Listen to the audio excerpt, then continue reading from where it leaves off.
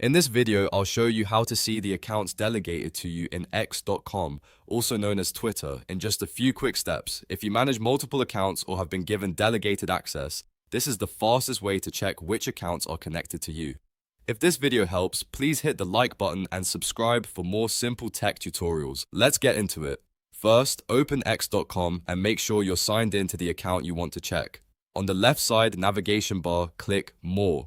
This opens the additional menu options for your account. From there, click Settings and Privacy. This is where you can control your account preferences, security options, and access settings. Next, click Security and Account Access. In this section, you'll find tools related to login security, account permissions, and delegated access. Now click Delegate. This is the area where delegation settings are managed. Finally, click Accounts Delegated to You.